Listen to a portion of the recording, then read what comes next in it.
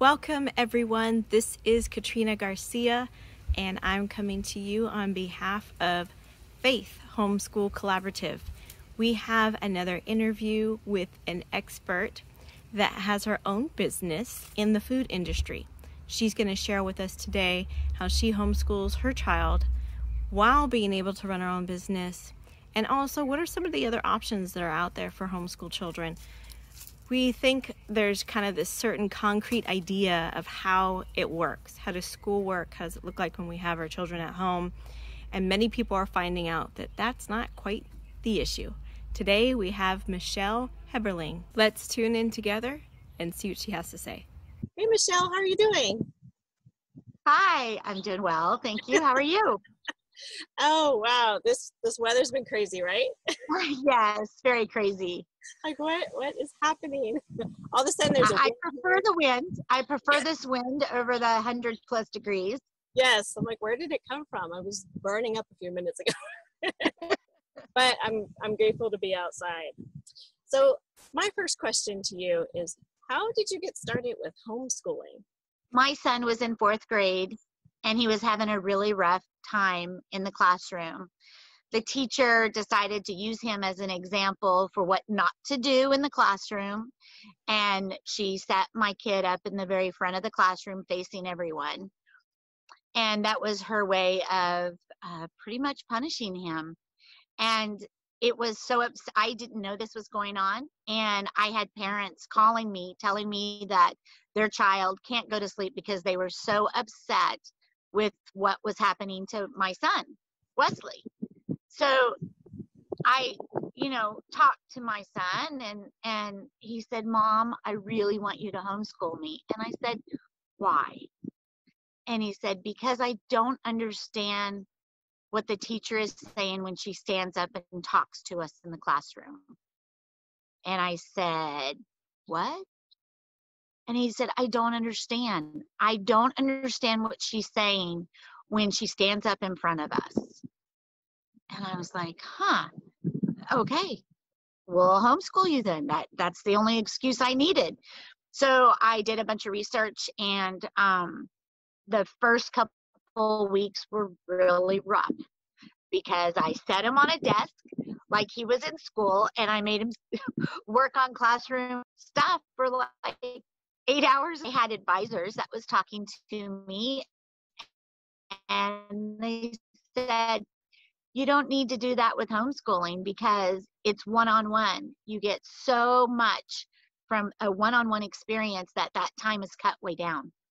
So that's kind of how we got into it, and then kind of progressed over the first couple of weeks that I thought I needed to be a teacher standing in front of him, conducting a classroom. Okay, here's English for a couple hours. Now here's math and here's science. But that's really not what you need to do. Yeah, some really high expectations we give ourselves. I'm guessing you were a public school kid yourself? Yes. Yes.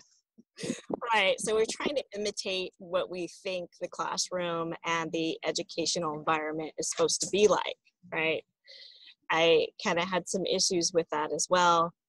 And it's like, so true. Do this? How are we going to do this? And how do I make sure this happens? And for myself, I also had preschoolers at the same time. And I was like, I don't know, how do you pull this off with the one that has to make sure that they're focused, right? With 2 little ones, how do you do that? So I could totally identify with you when you're talking about, all right, I'm going to replicate this. And then maybe my language just be a little bit different. Maybe I know my kid a little different. But can you speak to a little bit, you said you did research. How did you do your research? I went online and I said, how to be a homeschool mom. How do I work as a homeschool teacher? I searched different Facebook groups to find homeschool groups that I could reach out to. I built a network around what I was doing.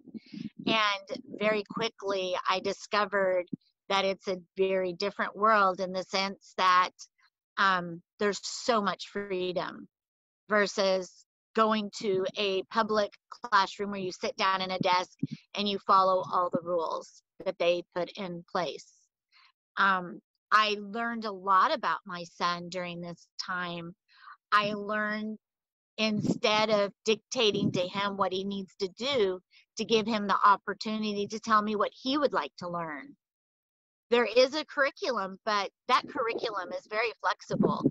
I found everyday activities became part of our homeschool environment. Yes. Cooking, cleaning, shopping, all of these real world examples that our kids never learn in school are, you have the opportunity to teach them right now. And you can fit those fractions in. You can, communication skills happens when you let your child be the one that pays for the food. You give them the money and they have to go through the process of working with the cashier. They grow as a person and they get to experience what it feels like. It changed my relationship with my son. We are so much closer. He loves for me to say, what would you like to learn today? And then whatever he is interested in, and if he doesn't have anything, I'll give him 3 or 4 options to choose from. From those options, I then apply a project-based approach to my son's work. I sneak in the English, I sneak in the math, sneaking in science and history. It just becomes part of your life. We seriously sit down and he has 3 solid hours of schoolwork a day. He does, but it may be before he can sit down and do his schoolwork, he may need to do 50 push-ups first. Wow. He may need to run down the street and back 5 times, get his wiggles out. But I know how to do that now. I didn't know that I needed to take that type of approach with him. When he was in public school, he would come home and have to do homework, and I wouldn't understand why it would take an hour and a half to do homework. It'd be like, it's 3 problems or 10 problems. Why? And he's already mentally exhausted because he's been in public school all day, right, dealing with the social nuances, dealing with all the rules, all the expectations that he has to follow. And there's a lot for kids in public school. There's a lot of work. So this gives them a little more freedom. I think there's one of the good points that you talked about was it taking 3 hours versus 8 hours, right? And I think that if we're not actually in the classroom 8 hours long, you may not know that it does not take 8 hours to do all your subjects. If you rattle on maybe 15, 16 subjects, maybe take 8 hours, but 3 hours. And can you tell us the age of your child? He's 14 now. 14. And he's been, I've been homeschooling him since 4th grade. Okay. Yeah. So 3 hours to actually get that focus time of maybe using a curriculum or just whatever you're going to put in there, because you also said hands-on and project-based. So can you tell us a little bit about what does that mean, project-based, for somebody that's never heard that before? Okay. Well, let me kind of take one step back. First of all, with the 3 hours, that wasn't my invention or discovery. I had an advisor through the organization that we do homeschooling with, who said to me, Michelle, you're putting too much on your son. He was advancing at a fast pace because he was doing 5 and 6 hours, 8 hours in the beginning. So she had me step him back and slow down because we didn't want him to advance. We wanted to eventually put him back in public school, but he would need to be at the same level that the other students were at. So that's kind of what drove, and I discovered the 3 hours as a good approach for our family to follow. Right. Project-based. So something else I discovered with homeschooling, you have rules where you have to show the work that you're doing, and you can build your curriculum as you like it. And you could apply this to public school in a homeschooling environment as well. There are scholarships. There is work that your kid is already doing that, if applying the rubrics of whatever project they're working on for a scholarship, they can actually earn money. Something very simple would be writing a paper that's like 500 words, and there's a topic that is presented, and you have to write on that topic. You have to research it. This is where the project base comes in. All of this scholarship work ties every bit of your scholastic requirements into it. You need to research. You need to use your grammar correctly. You need to look at history, find out how other people presented other projects. You need science sometimes to try things out and see what works. So my son has earned quite a bit of money through scholarships that will go to his college, that goes to his college fund. Something as simple as a paper that you turn in 500 words, you compete against other kids in the state. And if you win, then you compete against countrywide. And there are even projects that can be worldly. And the beautiful part of these scholarships is that you learn how to follow the rubrics. So when you are now in high school and need to apply for college applications, it's not going to be foreign to you. You're going to understand the questions, and they're just going to fly out of your mouth very easily. When I first started the project-based work with my son, it was very difficult. It was challenging. It was hard for him to understand and get his mind around it. But now I say, hey, there's these are the things that you need to have in your paper. And granted, it's been going on for several years. It takes time to learn this. But now he knows, and he goes off and he does it. It's incredible. And if he wins, great. If he doesn't, he's one step further to winning the next one. And that's how we approach it. I love it. I love it because you're applying the real world, what is required. And he is able to put together and say, this is why it matters. You know, how much did you experience when you're in school and you're going, what does this have to do with anything? What does this history have to do with this? What does this writing have to do with this? And he's able to see right now in the present how this applies. And I love it. There was a short period of time where I said, you know, my kids want to make money, but they're too young to get a job. And I don't have the extra money. So what could I do? And I started Googling competitions, different art competitions, writing competitions, stories, all that. You're right in line with me. Google has a competition, an art competition every year. Doodle. Yep. Opportunity to get their stuff displayed internationally, you know. Yeah, and there's no age minimums or requirements or any of that. So I absolutely love what you're saying, because there's opportunity, not just academically, but financially. There's opportunities that your kids, you know, and you're not slaving them or any kind of way. You know, it's something where they're seeing there is a reward for something that I do. It's not just I'm trying to avoid a consequence. Right. I'm trying to avoid not getting in trouble. I'm trying to avoid not getting a loan. And they feel good. Yeah, they feel good accomplishing that too, because they get it. It makes sense. Yes. I think that's something that is probably one of the most rewarding. I mean, it's great when he wins a $50 gift card, or, you know, money that goes into his 529. But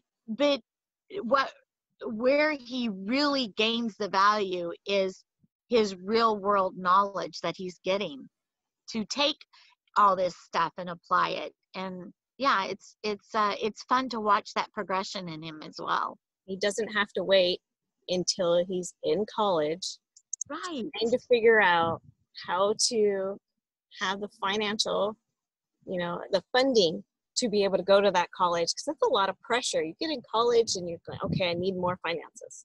And so you're trying to do your work and trying to do the scholarship stuff. And so he's like, no, it's going to be set. Thanks, Mom. Right. Job, Mom. So I know that things change after you first start homeschooling. You've told us a little bit, but when you first get started, like you actually said, because I've talked to other homeschool moms, it's like, oh, it was great in the beginning, then it got hard. But you started the opposite. It was hard in the beginning. So what kept you to stay with this specific lifestyle?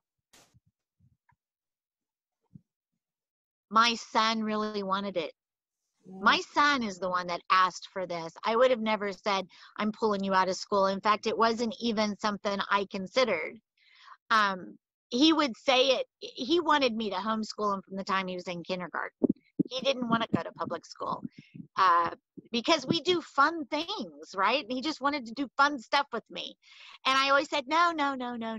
So when he sat me down and I stopped, and I heard him ask, that's when I had to do it. It was challenging. I had to completely change my schedule. I couldn't, I used to drop him off at school and then I could go do my work. And now that's different. I do a lot of work in the evenings so that I can spend my days with him. This is my choice. Yes. I have a business where I do meal delivery and I do events and I do backyard transformations. But most of this work happens in the late hours, early mornings while he's still sleeping. And he gets to sleep in. I don't get him up at 6 o'clock in the morning to get ready for school. That's my time. Yes. He starts school about 10, 11 o'clock based on what he's doing that day.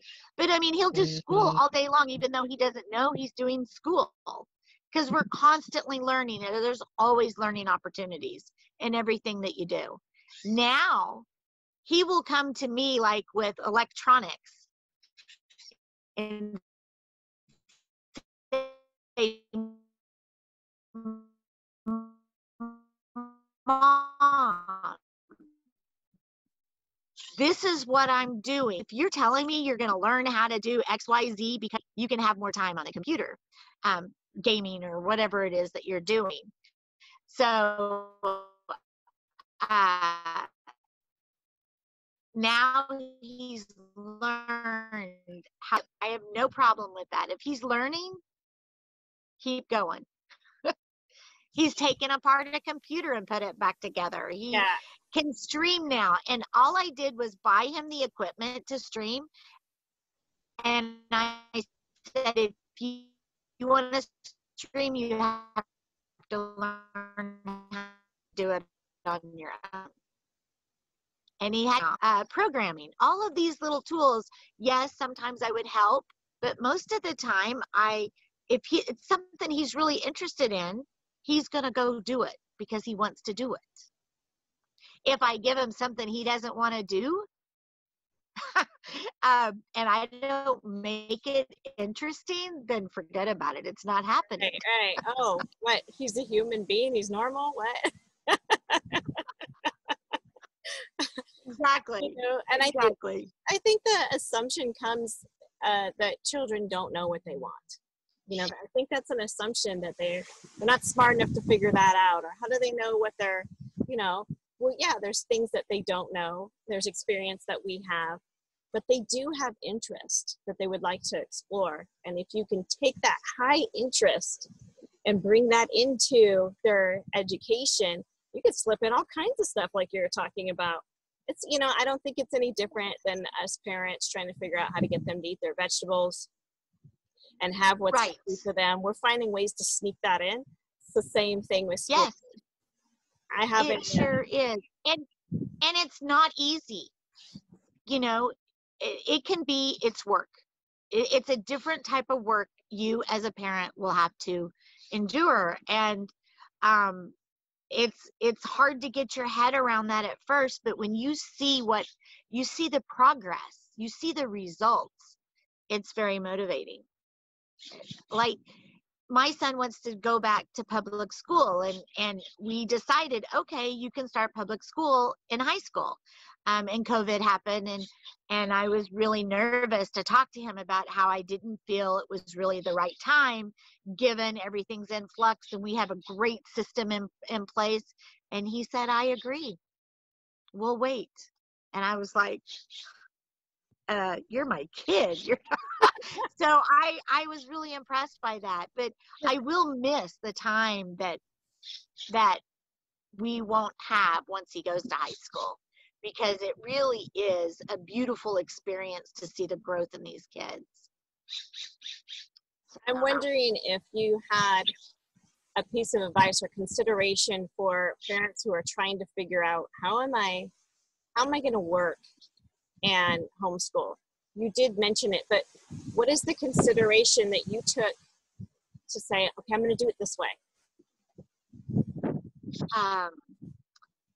So I had to make my schedule flexible, right? I own my own company, so it's a little bit easier than if you have to go somewhere 8 to 5.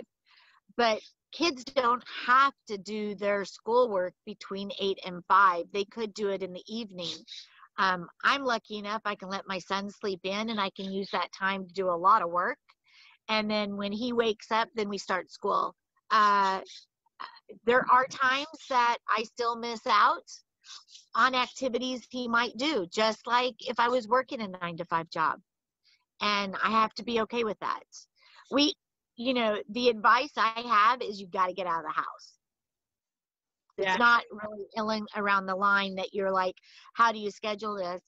But you and your child need to get out of the house and do adventures and apply that to schoolwork. It could be looking up at the clouds and talking about the cloud formations while you're going on a hike. It could be talking about how you get a driver's license when you see cars on the road. It could be, how does a restaurant start? What goes into starting a restaurant? How do you start a business? Yeah. There's so many learning opportunities, and you will grow as a person as well. I've grown leaps and bounds, and things that I don't know, I look up on Google and I research, and I do a lot of online research because, he's asking really great questions now. I used to could just answer, but now I've got to go, oh, let's look that up together. So we don't have to know everything. I think that's we don't. Yeah. You don't have and to. it is an adjustment. Yeah, it is an adjustment. And as long as you can kind of, you can't be set in a way, flexibility is key to be a homeschool mom or parent. I found if I tried to fit him in my square box, he was round and he wouldn't fit in there. He would not fit in my box. Yes. Which is going back to the traditional public school way. So once I found some flexibility, once I found a way to do my work, and honestly, that was really stressful, trying to figure out and navigate how am I going to work and how am I going to spend time with him was really hard in the beginning. Now it's easy. Now it's, I know my time that I have, and I know the time I'll set with him. And then we always schedule adventures. Once a week, we're always going somewhere unusual, different, exciting. That's awesome. So how did you do that during this time of COVID when it seemed like you couldn't go anywhere? You can't go anywhere, but you can. You can go on hikes. You can drive around. There are so many things you can do. Do art projects. Go park in front of a church and draw the church. Make a game out of license plates, right? Try to find all 50 states. The list goes on and on. Yeah. And there's a few things you said there. You named off art. You named off science. You named off what was the other one you just said? Well, there was 3 of them that I had right off the bat just from that. And I'm just like, these are subjects. These are the subjects that they're learning. Real world. Let's go deeper. Let's think, that was another thing that you said. In the beginning, you could answer all the questions, which then I think that sets you up as thinking, okay, I'm the teacher. I'm the one that knows things. But there's a transition that takes place. And some people might just start off this way, period, is that what's really important is teaching them how to learn. Yes. As to just taking in instruction. This is how you learn. This is how, as an adult, I figure things out when I don't know it, right? Right. And once they have that skill to learn how to learn, then, they can fly on their own, right? They can fly on their own. Right. So I love that you're pointing that out.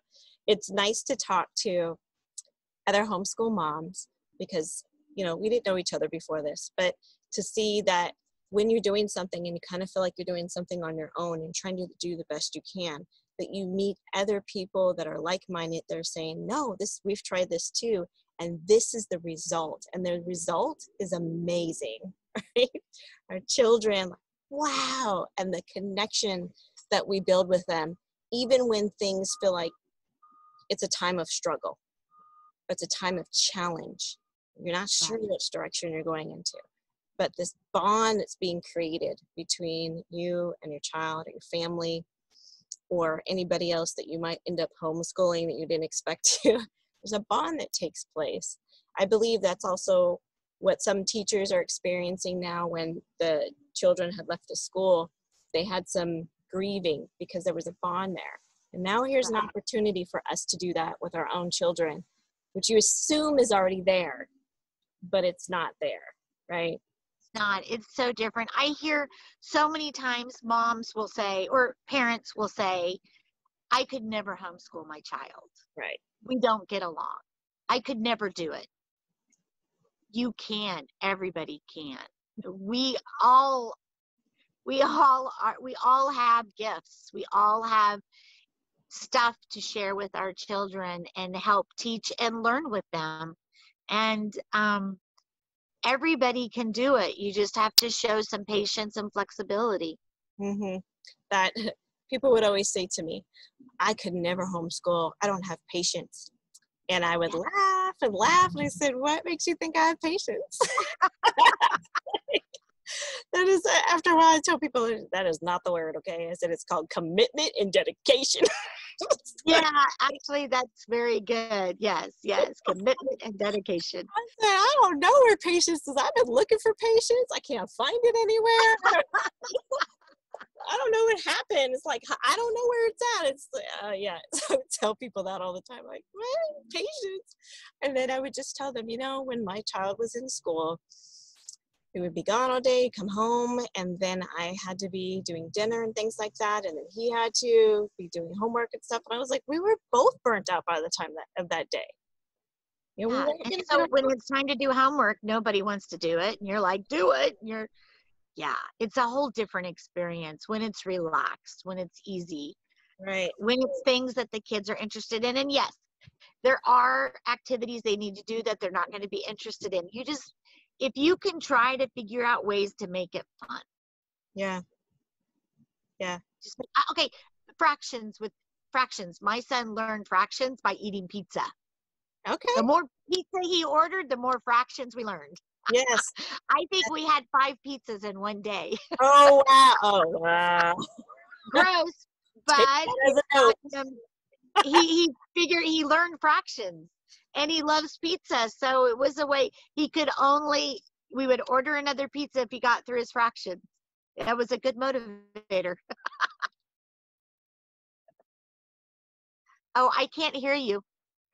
Oh, I said, how much have I had to use food in our homeschooling as well, especially ice cream. Yeah. Yes. And that, it starts with fractions, but you can use the same thing when you go into statistics. And statistics I looked at was, that's a college thing. No, they're learning statistics, which goes under not only math, but science as well. Science too, yes. Yeah.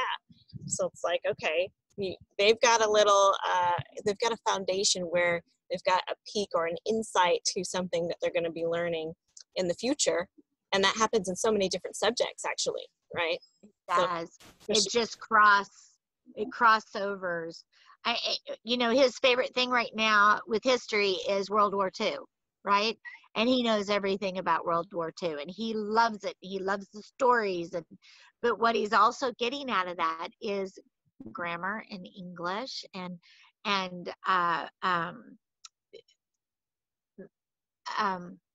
breaking down the parts of guns and being able to put them back together, knowing how to call out everything. It's really interesting. He knows more about World War II than I do. Yeah, and that's okay, right? Yeah, he's interested in it, so why not apply other things into it? He knows the countries because of it. Yes. We which is a nice transition into what else we do. He chose a student, so we will host exchange students. We've done it for the whole time he's been homeschooled. Okay. We've hosted exchange student night, and we share. And he chooses the country that they're from. And it's all based on pretty much history and what he wants to learn about history. So that's kind of neat. And this last one was Japan. And because of World War II and Hiroshima, he chose a student very close to Hiroshima. Wow. We don't get to have that exchange student because of COVID. And so we'll have to do it next year if he's still interested in Japan. But he's getting history, having these exchange students. He's learning other cultures. He's hearing he works with Spanish with them, and he was learning some Turkish words, and he's learning their cultures. He's learning the foods that they like. There's so much, and it's very different. Exchange students come more like homeschool students in the sense that they're very family focused. They're very family comes first, and Americans are more friends come first. We're going to go out and play, and we'll see you whenever we see you. And that's not the way exchange students are. So it was really nice to bring them into our dynamic to kind of change how we were living our lives. And family is very, very important now. And I think it's because of these 16-year-olds that would come and live with us that would, treat Wesley in a very, like a brother, and they're still treating him like brothers. And, they reach out to him, they talk to him all the time. He knows more about what's going on with these kids than I do. And I'm kind of like their second mom. So, but that, that also plays in, that makes it fun, right? Hearing what these exchange students are experiencing in American culture and throwing it our way and sharing what they think is different. And then they share how their lives, what they prefer. It's been a fun experience. That is awesome. It just adds to the enrichment of our lives. Awesome. What? I said that is awesome. Instead of just saying this is the perspective, our American perspective of what's going on and how, we're the big brother and, we come in and rescue everybody. But to be able to hear from a different country. The other thing too that I like as well is I used to always want to travel with my kids. I wanted to travel the world, and traveling the world is expensive.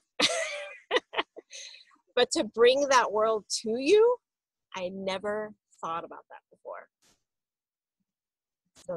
So we will take and put the flag from the student in their room. So my son learns about the flag, learns about the country before they even get here. We eat food from, we try things to see what we have. And then when the student arrives, we cook with them and we learn really their techniques on how they do it. It's been a very rewarding experience. And each one of these kids are incredible, and they come back and visit us. And, they're growing up, and Wesley, my son actually got to see one of our exchange students got a girlfriend, and I was terrified, but it helped me kind of get a little okay with, relationships in the younger age. And what I learned, it was absolutely beautiful. And my son got to experience that, as an only child. It's not like he has a sibling to watch. So that was a really special experience too. But, everything, the sports, what drives them, how they always come back and visit, and, goodbye is not goodbye forever. Wow. Wesley, when you get to come see us, Wesley, please come, constantly. I was going to go to Spain, and they're like, well, isn't Wesley coming too? Yeah, he'll come too. He's building international connections. Yeah. So in the future, whatever he needs to do, whether it's just for pleasure or for business, he has connections and he has a place to go to. Yes, Wow. he does. Wow. Yes. Wow. Ooh, that's heavy to me. I'm like, so what I've heard from you, a couple of things, what I heard from you is that you are an entrepreneur and you're guiding his learning, but you're allowing him to make the freedoms, those choices to really dive in deep into something as opposed to just visiting it. He's able to fully dive deep into it, to have an extensive knowledge in what he's learning. And he's learning how to get scholarships, get funding for what he needs to do in the future. And he's building international contacts. And he's 14? Yes, he's 14. Yes, that's amazing. He's a really good kid. I'm very lucky. So there's a couple of things that other parents might be interested. One, you talked about that you do some meal prep and some backyard transformation. And then the other two is with homeschooling and things like that. So if there is a parent that's really interested, wow, I really like this woman, how can I get a hold of her? Is there a way that they can contact you? Okay, Michelle at supperson.com. That's supperson.com. You can find me on my website, supperson.com, or you can find me on Instagram, supperson_meals_4. That's the number 4_U, the letter U. Okay, great. I enjoyed our time speaking. You had some very valuable points that I think is important for parents to know. And I hope so. Yes, I'm so happy for your family too. I mean, what's really coming out of this? I'm very interested in the future to be able to see his name somewhere of this brilliant man that has come out of this homeschooling experience. So we will stay in connection. And I just want to also thank all our viewers that have come on, took time out and to listen and actually invest in yourself and your children. So until we see you again, thank you so much again for coming on. I will talk to you guys later. Bye-bye for now. Thank you.